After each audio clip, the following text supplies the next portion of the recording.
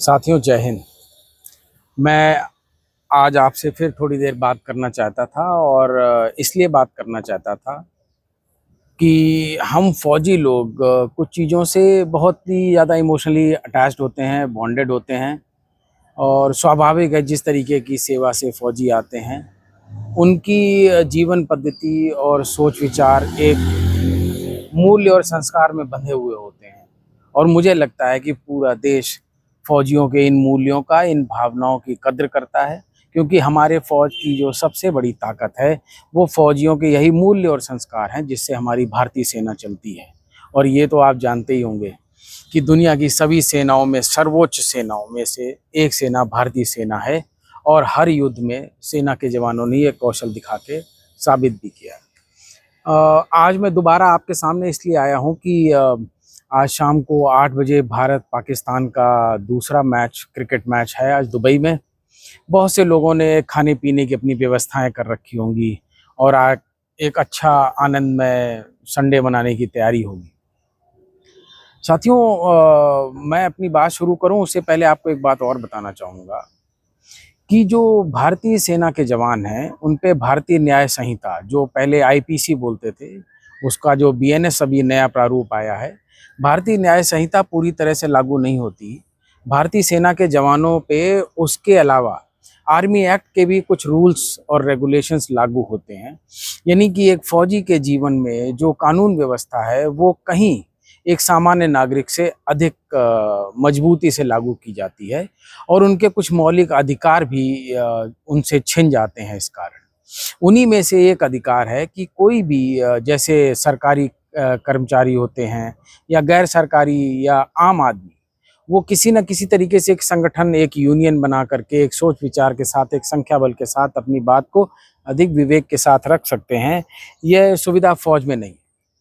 फौज में सेवारत कोई भी फौजी सेवा के दौरान किसी भी तरह की कोई यूनियन, कोई संगठन या कोई गठबंधन नहीं बना सकता है और किसी भी आवाज़ को एक सामूहिक आवाज़ नहीं बना सकता है। वो सिर्फ एक पत्र, बहुत ज़्यादा कर सकता है तो एक पत्र के माध्यम से लिखित शिकायत कर सकता है और उसका निस्तारण हो जाएगा। और देश लोकतांत्रिक व्यवस्था से चल रहा है, तो आप जानते हैं कि एक की आवाज़ और संख्या बल में 1000 की आवाज़ में फ़र्क होता है। व्यक्तिगत तौर पे हम सब फौजी, और मैं भी इस बात से सहमत हूँ कि भारतीय सेना नियमों से ज़्यादा अच्छी तरह से बंधी रहे तो बेहतर है, क्योंकि यही हमारी ताकत भी है।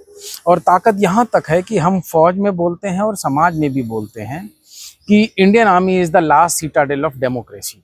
अगर हिंदी में इसको सामान्य भाषा में कहें तो ये कहना चाहेंगे कि लोकतंत्र के खतरे, अगर लोकतंत्र पे कोई खतरा आता है तो भारतीय सेना उसका आखिरी किला है। अगर ये किला गया तो लोकतंत्र गया। अब इसके राजनीतिक पहलू और भी हैं। लोग इसीलिए इस किले को क्यों भेदना चाहते हैं, और ये सब आंतरिक जो व्यवस्थाएं दलगत हैं उस पर फिर कभी। लेकिन मैं आपसे ये बात इसलिए कह रहा हूँ कि इसका असर क्या पड़ता है। भारतीय सेना का जवान किसी भी मसले पे, सामाजिक मसले पे, सामरिक मसले पे, देश के मसले पे अगर अपनी बात रखना चाहे तो उसकी सीमाएं हैं। इसलिए भारतीय सेना के पूर्व सैनिक, खास तौर से आपने देखा होगा कि जीवन में सेवा से रिटायर होने के बाद किसी न किसी संगठनात्मक ढांचे में आते हैं। और उसके आने का कारण ही यही है कि उन्हें सिर्फ अपने कल्याण और अपने वेलफेयर के लिए ही नहीं लड़ना होता है, अपने अधिकारों के लिए ही नहीं लड़ना होता है।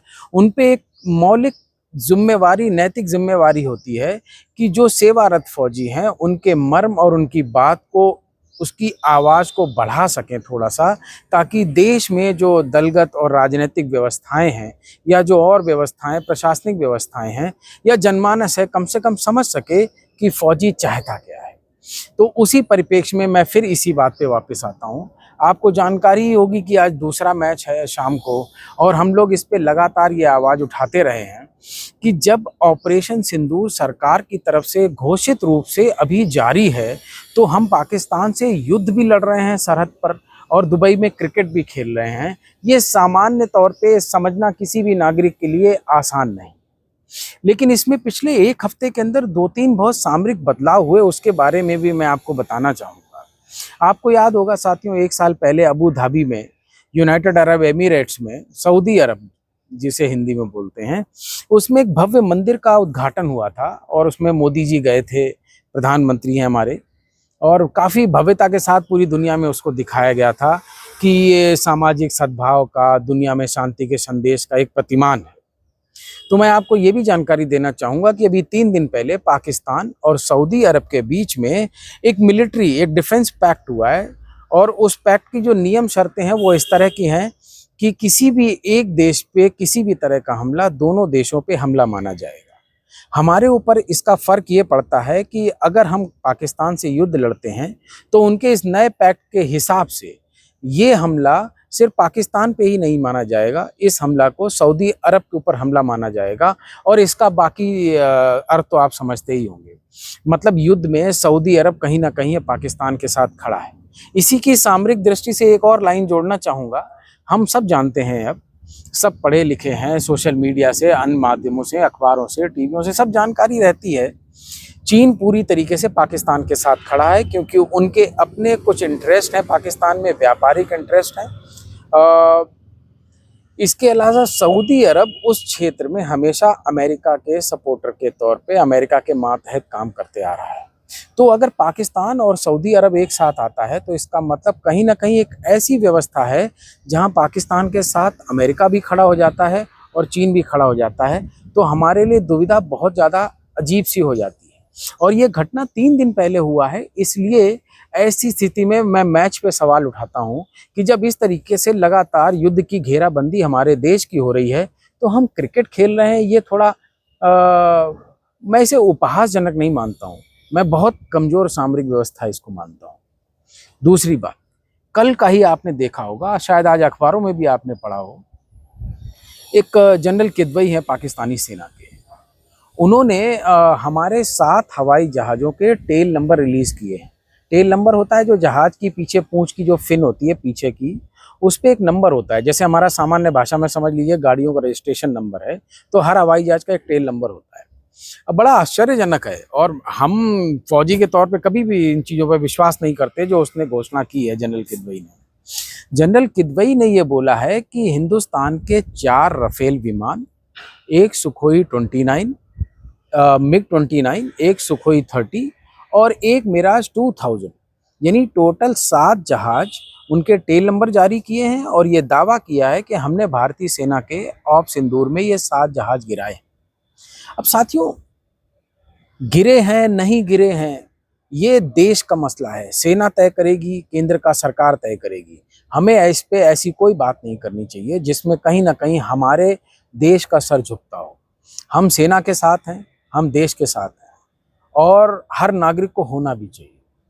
बात सिर्फ ये है कि 3 दिन पहले सऊदी अरब के साथ पैक्ट होता है, और कल उनका एक जनरल किदवई इस तरीके से 7 जहाज़ों पे दावा करता है कि ये टेल नंबर हैं, और ये हमने भारत की सेना के, भारत के जो एयरफोर्स है उसके ये 7 जहाज़ गिराए हैं ऑपरेशन सिंदूर में। और हमारे देश ने ये घोषणा की हुई है कि ऑपरेशन सिंदूर अभी जारी है।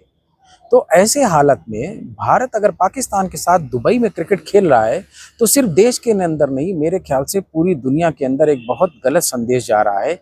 और इस वर्तमान हालत में जो पहला क्रिकेट मैच हुआ था उसमें जो स्थिति थी उससे ज़्यादा खराब स्थिति कहीं इस दूसरे मैच के लिए हो गई है। तो मुझे व्यक्तिगत तौर पर, और हमें लगता है हम सबको ये बात पता होनी चाहिए, इसकी जानकारी के लिए मैं आया हूँ, ये नहीं होना चाहिए। और तुरंत का तुरंत या तो ये कम से कम क्रिकेट मैच से टीम को वापस बुला लें, और नहीं तो कम से कम आधिकारिक घोषणा कर दें कि अब ऑपरेशन सिंदूर, अगर व्यवहारिक तौर पे युद्ध नहीं चल रहा है तो कम से कम यही घोषणा कर दें कि ऑपरेशन सिंदूर समाप्त हो गया है। वरना एक तरफ हम कह रहे हैं कि ऑपरेशन सिंदूर सरहद पे चल रहा है और दूसरी तरफ भारत पाकिस्तान क्रिकेट मैच खेल रहा है। ये बहुत ज़्यादा उपहासजनक, शर्मनाक और वैश्विक परिदृश्य में भारत की तस्वीर को बहुत कमज़ोर करता है। साथियों, मुझे विश्वास है कि आप फौजियों का मर्म समझते होंगे, और जो सरहद पर फौजी खड़ा है, जो आज टीवी देख रहा होगा, रेडियो सुन रहा होगा, मोबाइल पे देख रहा होगा, बहुत अपमानित, बहुत लज्जित और बहुत कमज़ोर महसूस हो रहा होगा कि वो घर परिवार से दूर बैठ के वर्दी पे दिन रात सरहद पर राइफल लेके ड्यूटी दे रहा है, गोलियां चला रहा है, और दूसरी तरफ हमारे ही देश की टीम दुबई में पाकिस्तान के साथ मैच खेल रही है। लाखों करोड़ों लोग ठहाके लगा के चिप्स खाएंगे, कोल्ड ड्रिंक पियेंगे और उसका आनंद लेंगे। ये हमारे देश और हमारे देश की सेना हमारे सभी देशवासियों के लिए बहुत अपमानजनक है। हमें भारतीय जनता पार्टी की केंद्र सरकार के ऊपर अपनी आवाज़ उठानी ही होगी इस अपमान से बचने के लिए। बस यही कहना चाहता था साथियों। जय हिंद।